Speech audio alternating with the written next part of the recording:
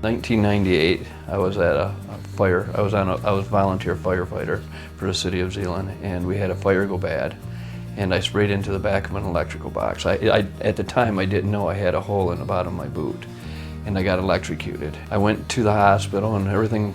I was there for a day and a half. Everything was good. A few years later, I did CPR on a lady outside of the fire department. I broke my wrist in 6 spots doing CPR on her. I had 2 surgeries, and I went to the Mayo Clinic. They couldn't figure out what was wrong. Well, I had trouble with my foot. Figured out it was from being electrocuted. In the end, I had a total of 17 surgeries on my foot. I decided to have my leg taken off from my knee down, or below my knee. So then I go out and I go to the company, and they make me a leg. And it doesn't fit. It rubs on the bone. I'm not cutting them down. It just doesn't fit. So I decided my goal was really in time to get back to work and start hunting or whatever I want to do. Well, I seen that goal slipping away.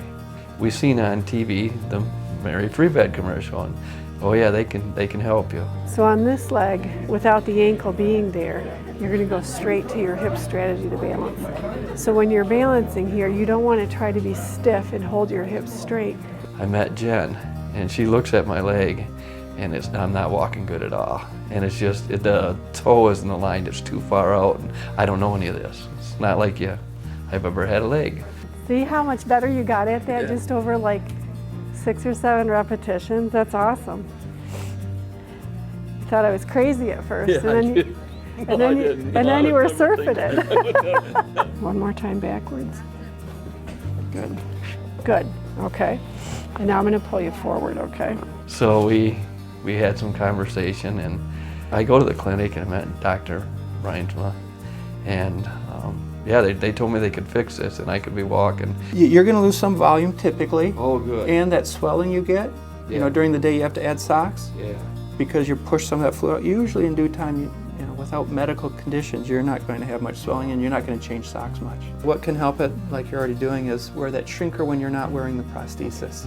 Yeah, what we're seeing, everything looks good other than the prosthesis is a little bit tall, which is giving him a little flexion in his knee and give him a little hard time walking over it. So coming downhill, the prosthesis is still down.